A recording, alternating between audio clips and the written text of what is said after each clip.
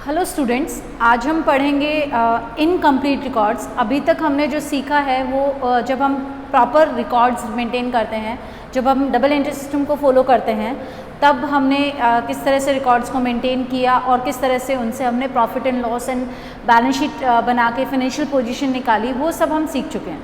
अब हम नेक्स्ट जो पढ़ेंगे वो ये पढ़ेंगे कि अगर हम डबल एंट्री सिस्टम को फॉलो नहीं करते हैं, जैसे स्मॉल वेंडर्स हैं, छोटे दुकानदार हैं, है ना, वो अगर डबल एंट्री सिस्टम फॉलो नहीं करते हैं, अगर वो सिस्टमेटिक रिकॉर्ड्स मेंटेन नहीं करते हैं, तो वो कैसे अपने जो फर्म के प्रॉफिट एंड लॉस को फाइंड आउट करेंगे या पोजीशन को पता करेंगे। तो इस चैप्टर में हम पूरी तरह से वही सीखेंगे। तो सबसे पहले इनकम्प्लीट रिकॉर्ड्स होते क्या हैं। तो एक इसमें दो कॉन्सेप्ट्स हैं कि फर्स्ट जो है वो ये है कि अगर कोई छोटा दुकानदार है, स्मॉल वेंडर्स हैं, स्मॉल लेवल पे जो ऑपरेट कर रहे शॉपकीपर्स हैं, वो जनरली अपने रिकॉर्ड्स को प्रॉपरली मेंटेन नहीं करते हैं। उनके सबसे पहले मैं रीजंस बता देती हूँ क्यों मेंटेन नहीं करते हैं। फर्स्ट, क्योंकि उनको उतनी नॉलेज नहीं होती है कि वो अपने रिकॉर्ड्स को प्रॉपरली मेंटेन करें, उनको डबल एंट्री सिस्टम का नहीं पता है ना। सेकेंड, क्योंकि डबल एंट्री सिस्टम का अगर उनको नहीं पता है और वो अगर डबल एंट्री सिस्टम को फॉलो करना चाहेंगे तो उन्हें कोई एक ट्रेंड पर्सन रखना पड़ेगा, जिसको उसको सैलरी देनी पड़ेगी, जो कि उस पर्सन के लिए शायद पॉसिबल नहीं है, क्योंकि वो इतने छोटे लेवल पे काम कर रहा है कि वो उसको बियर नहीं कर सकता है। थर्ड, क्योंकि आप जब प्रॉपर रिकॉर्ड्स मेंटेन करते हैं तो आपको प्रॉपर टाइम चाहिए टू मेंटेन दोज रिकॉर्ड्स, तो उसके पास हो सकता है उतना टाइम नहीं है, क्योंकि आपने देखा होगा जनरली जो स्मॉल शॉपकीपर्स हैं वो सिंगल हैंडेड अपने बिज़नेस को चलाते हैं, वही हर तरह का काम करते हैं। तो बैंक का भी वही काम करते हैं, शॉप पे भी वही काम करते हैं, परचेजिंग भी वही करते हैं, कस्टमर्स को भी वही अटेंड करते हैं, तो उनके लिए पॉसिबल नहीं है कि वो इतना टाइम दे पाए to maintain proper records. And third is convenient, कि उनके लिए आसान यही रहता है, उनके लिए इजी यही रहता है कि अपनी ज़रूरत के हिसाब से, अपनी नीड के हिसाब से, अपने क्या कहते हैं कि जो उनको रिकॉर्ड्स चाहिए उनके हिसाब से वो अपने रिकॉर्ड्स मेंटेन करें और बाकियों को छोड़ दें। तो ये हमने सबसे पहले पढ़ लिया कि रीजंस क्या हैं, क्यों हम इनकम्प्लीट रिकॉर्ड्स मेंटेन करते हैं, क्यों कोई एक बिजनेसमैन इनकम्प्लीट रिकॉर्ड्स मेंटेन करता है। लेकिन इन सब रीजंस के बावजूद कुछ लिमिटेशंस हैं कि इनकम्प्लीट रिकॉर्ड रखने की, कि क्या नुकसान होते हैं अगर आप इनकम्प्लीट रिकॉर्ड्स मेंटेन करते हैं, वो हम आगे पढ़ेंगे। सबसे पहले हम इनकम्प्लीट रिकॉर्ड्स को देख लेते हैं कि एक्चुअल में इनकम्प्लीट रिकॉर्ड्स में हम कौन से रिकॉर्ड्स मेंटेन करते हैं और कौन से नहीं रखते। तो जो भी रिकॉर्ड्स आपके सिस्टमेटिक वे से रिकॉर्ड नहीं किए जा रहे, यानी कि जो रिकॉर्ड्स आपके सिस्टमैटिक नहीं या अनसिस्टमैटिक हैं, ठीक है, वो आपके इनकम्प्लीट रिकॉर्ड्स हैं। इनमें हम जनरली कैश और पर्सनल अकाउंट्स के रिकॉर्ड्स को प्रॉपरली मेंटेन करते हैं। मतलब सिस्टमैटिक नहीं है, इसका मतलब ये नहीं कि कुछ भी सिस्टमैटिक नहीं है, इसका मतलब है some records may be kept systematic, some records may be kept partially and some records we may ignore. हम कुछ रिकॉर्ड्स को जो ज़रूरत नहीं लगती उनको इग्नोर भी कर सकते हैं। लेकिन जो उनमें से सबसे मेंटेन्ड रिकॉर्ड्स होते हैं वो दो तरह के रिकॉर्ड्स होते हैं। वो कौन कौन से हैं? एक तो आपके cash as well as bank and personal.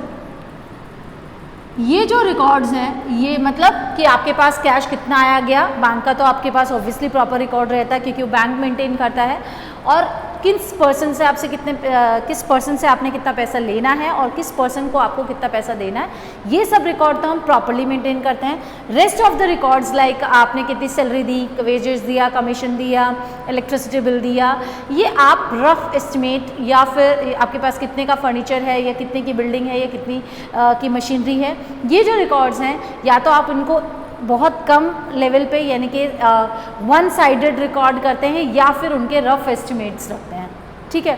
तो यानी कि कुछ रिकॉर्ड्स इनकम्प्लीट रिकॉर्ड्स में हम मेंटेन करते हैं properly like cash and personal account, और बाकी जो रिकॉर्ड्स हैं वो हम पार्शली या एस्टिमेटेड रिकॉर्ड्स को मेंटेन करते हैं।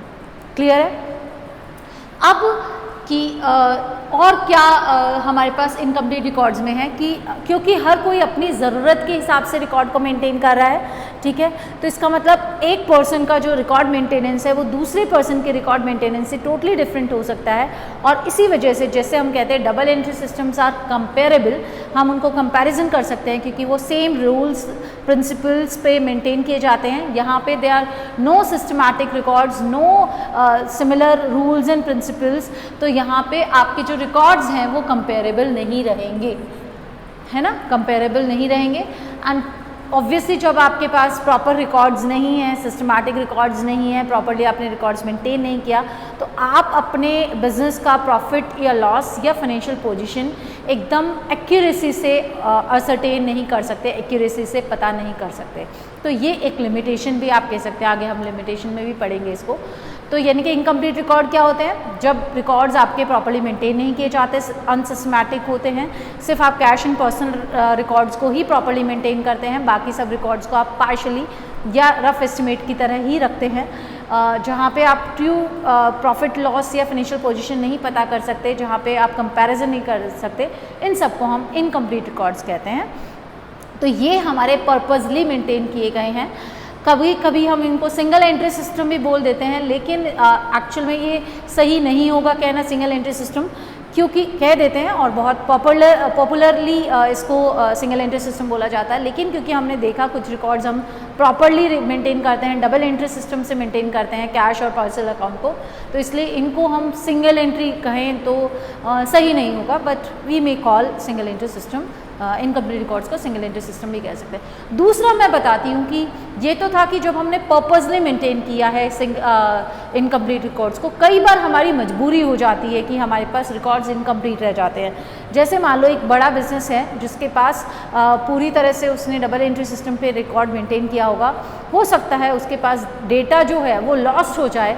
आजकल कंप्यूटर टेक्नोलॉजी, हो सकता है उसने प्रॉपरली उसको सेव नहीं रखा हो और उसका डेटा लॉस्ट हो जाए, या पहले के ज़माने में आग वाग लग जाती थी एक्सीडेंटल किसी रीज़न की वजह से, आपके पास प्रॉपर रिकॉर्ड्स नहीं हैं, तो उस केस में आपके पास कुछ थोड़े बहुत इधर उधर से कलेक्ट किए हुए इनकम्प्लीट रिकॉर्ड्स रह जाते हैं, तो वो वहाँ पे भी आपका इनकम्प्लीट रिकॉर्ड से अकाउंटिंग हेल्पफुल है, ठीक है। तो एक वो है इनकम्प्लीट रिकॉर्ड जहाँ हमने पर्पसली मेंटेन किया है, जो स्मॉल वेंडर्स करते हैं, स्मॉल शॉपकीपर्स करते हैं। एक वो इनकम्प्लीट रिकॉर्ड्स हैं जो कि आपने पर्पसली मेंटेन नहीं किया है, आपके लिए मजबूरी हो गया है क्योंकि आपके पास रिकॉर्ड्स जो आपके प्रॉपर रिकॉर्ड्स है वो किसी वे से लॉस्ट हो गए हैं, तो वहाँ पे भी आप इनकम्प्लीट रिकॉर्ड्स से ही अकाउंटिंग करेंगे, ठीक है। तो हमने पढ़ लिया इनकम्प्लीट रिकॉर्ड क्या होता है, जो डबल एंट्री सिस्टम पे नहीं बेस्ड हो वो आपका इनकम्प्लीट रिकॉर्ड है। हमने पढ़ लिया क्या फीचर्स होती हैं, हमने पढ़ लिया कि क्या रीजंस हैं कि इनकम्प्लीट रिकॉर्ड को पर्पसली मेंटेन किया जाता है, और लिमिटेशंस जैसे मैंने बताया था कि कुछ नुकसान है हमारे, कुछ लिमिटेशंस हैं इनकम्प्लीट रिकॉर्ड रखने की। उसमें सबसे पहले है आप ट्रायल बैलेंस नहीं बना पाते। आपने डबल एंट्री सिस्टम पे ट्रायल बैलेंस बनाया है, दोनों साइड मैच हो जाती है, तो हमें पता चल जाता है कि अर्थमेटिक एक्यूरेसी है। यहाँ पे वो चीज़ आप नहीं मेंटेन करेंगे क्योंकि आपका डबल एंट्री सिस्टम यहाँ पे फॉलो नहीं हुआ, तो आपका ट्रायल बैलेंस नहीं बन पाएगा और आप अपनी अर्थमेटिक एक्यूरेसी को नहीं चेक कर पाएंगे।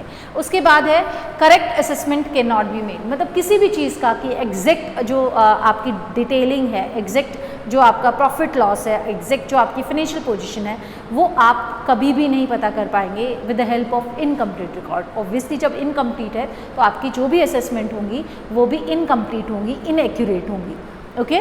उसके बाद है analysis of profitability, liquidity and solvency. देखो जब हमारे पास, अभी आपने फाइनेंशियल स्टेटमेंट बनाना सीखा है, उसके बाद आप फाइनेंशियल स्टेटमेंट को एनालाइज करना नेक्स्ट ईयर 12th क्लास में सीखेंगे। उसमें क्या होता है कि जो हमारे पास फाइनेंशियल स्टेटमेंट बन गए हैं उनको हम बहुत तरीके से एनालाइज करते हैं कि प्रॉफिटेबल है या नहीं है। भी भले ही प्रॉफिट कमा लिया हमने, मान लो 50,000 रुपीज़, तो क्या ये 50,000 ठीक है? जो हमें बैंक, मान लो 50,000 हमने 5 लाख इन्वेस्ट करके 50,000 रुपीज़ अर्न कर लिया, और अगर हम उसको किसी को उधारे दे देते तो हमें 1 लाख रुपए मिलते, तो प्रॉफिटेबिलिटी है लेकिन उतनी नहीं है जो कि हम बिना रिस्क लिए इस प्रॉफिटेबिलिटी को कमा सकते थे। तो ऐसे प्रॉफिटेबिलिटी चेक होती है कि रिटर्न ऑन इन्वेस्टमेंट कितना है, आपने कितना एक्सपेक्ट किया था, कितना आपको मिल रहा है। ये प्रॉफिटेबिलिटी चेक जो है वो नहीं कर पाएंगे क्योंकि आपका प्रॉफिट ही आपके लिए एस्टिमेटेड है ना, इनएक्यूरेट है, प्रॉपर नहीं है। या फिर इसी तरह से लिक्विडिटी होता है कि आप अपनी फर्म में जो आपकी करंट लायबिलिटीज़ हैं जो आपने पढ़ लिया है उनको पे करने की पोजीशन में है या नहीं है, ये आपकी जो पोजीशन है ये लिक्विडिटी पोजीशन बोली जाती है। और इसी तरह से जब आप लॉन्ग टर्म के लिए ये वाली पोजीशन चेक करते हैं कि आप लॉन्ग टर्म अपने लायबिलिटीज़ को पे करने की पोजीशन में है या नहीं है, तो उसको हम सॉल्वेंसी पोजीशन बोलते हैं। तो हम क्योंकि हमारे पास प्रॉपर प्रॉफिट्स नहीं है, प्रॉपर फाइनेंशियल पोजीशन नहीं है, तो इस तरह की पोजीशन को भी एनालाइज कर पाना हमारे लिए उतना ही मुश्किल है, उतना ही हमारे लिए इनएक्यूरेट रहेगा, इम्प्रॉपर रहेगा। ठीक है। दूसरा, अगर आपके बिज़नेस में कोई नुकसान हो जाता है और आपने इंश्योरेंस क्लेम ले रखा है और आपके पास प्रॉपर रिकॉर्ड नहीं है, तो इंश्योरेंस कंपनी के साथ आपका सेटलमेंट करने में आपको थोड़ी सी डिफ़िकल्टीज़ हो सकती हैं, जो कि डबल एंट्री सिस्टम वाले को नहीं होती हैं। ठीक है। उसके बाद unreliable source of computed income, जब आप टैक्स पे करते हैं तो आपको अपने रिकॉर्ड्स प्रेजेंट करने पड़ते हैं in front of tax authorities. तो ये जो इनकम्प्लीट रिकॉर्ड्स हैं वो आपके प्रॉपर जो इनकम के जो सही रिकॉर्ड्स रिलायबल रिसोर्स में काउंट नहीं होता, वो डबल एंट्री सिस्टम ही होता है। तो वहाँ आपको थोड़ा सा खींचतानी हो सकती है इनकम टैक्स अथॉरिटीज़ के साथ। तो दीज आर द लिमिटेशंस। अब बात आती है कि जब इनकम्प्लीट रिकॉर्ड्स हैं और फिर भी चाहे हमें इनकम्प्लीट या इनएक्यूरेट या सही थोड़ा बहुत एस्टिमेटेड हमें प्रॉफिट लॉस या फाइनेंशियल पोजीशन पता करना है, तो हम कैसे पता करेंगे? तो वो हम पता करेंगे, we have two methods to do that. First is statement of affairs method and second is conversion into double entry system method. ये हमारे सिलेबस में है और ये हमारे सिलेबस में नहीं है। हमारे सिलेबस में नहीं होने का मतलब है कि ये आप सीखेंगे, लेकिन इन योर हायर क्लासेस आप सीखेंगे। अभी हम 11th क्लास के पर्पज से हम सिर्फ स्टेटमेंट ऑफ अफेयर्स मेथड सीखेंगे। तो समझ आ गया? तो मैं एक बार वापस से समराइज़ कर देती हूँ। इनकम्प्लीट रिकॉर्ड्स क्या होते हैं, जो कि हम डबल एंट्री सिस्टम को बिना फॉलो किए हुए बनाते हैं। क्यों बनाते हैं? क्योंकि हमारी नॉलेज कम होती है, हमें पैसा बचाना होता है, हमें टाइम बचाना होता है, हमें हमें ईजी करना होता है चीज़ों को, इसलिए हम ये काम करते हैं। लेकिन कई बार हमारी मजबूरी हो जाती है कि हमने डबल एंट्री सिस्टम पे मेंटेन किया है, लेकिन क्यों कोई एक्सीडेंटल लॉस हो गया है, डेटा लॉस हो गया, उसकी वजह से we don't have proper records, तब भी हमें ये बड़ा हेल्प करता है अकाउंटिंग फ्रॉम इनकम्प्लीट रिकॉर्ड्स। उसके बाद है कि क्या फीचर्स होती है, तो ये हमें पता है सिस्टमैटिक नहीं होता है, सिर्फ हम कैश और पर्सनल अकाउंट को प्रॉपरली मेंटेन करते हैं, बाकी अकाउंट्स को हम वन साइडेड ही रिकॉर्ड करते हैं या बहुत एस्टिमेटेड फॉर्म में रिकॉर्ड करते हैं। ट्रू प्रॉफिट लॉस या फाइनेंशियल पोजीशन असरटेन करना पॉसिबल नहीं है इस केस में, और कंपैरिजन करना पॉसिबल नहीं है।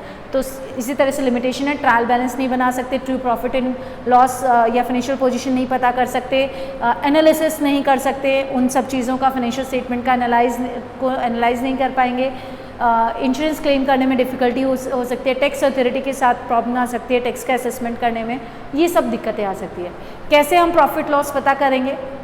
भले ही इनएक्यूरेट करें, तो वो दो मेथड हैं, statement of affairs method and conversion into double entry system method. मतलब पूरे रिकॉर्ड्स को हम डबल एंट्री सिस्टम में कन्वर्ट करने की कोशिश करते हैं, तब हम प्रॉफिट लॉस निकालते हैं। हमारे जो सिलेबस में है वो है स्टेटमेंट ऑफ अफेयर्स मेथड, जो कि हम इनकम्प्लीट को इनकम्प्लीट मान के ही इनकम्प्लीट प्रॉफिट लॉस पता कर लेते हैं, फाइनेंशियल पोजीशन पता कर लेते हैं। लेकिन सेकेंड वाले मेथड में हम इनकम्प्लीट को कंप्लीट करने की कोशिश में, डबल एंट्री सिस्टम में कन्वर्ट करने की कोशिश में, फिर हम प्रॉपरली प्रॉफिट लॉस या फाइनेंशियल पोजीशन को निकालने की पूरी कोशिश करते हैं। ठीक है। तो हम नेक्स्ट जो क्लास में सीखेंगे वो सीखेंगे कि कैसे हम प्रॉफिट लॉस पता कर सकते हैं, फाइनेंशियल पोजीशन पता कर सकते हैं with the help of statement of affairs method. Thank you very much for today. God bless you.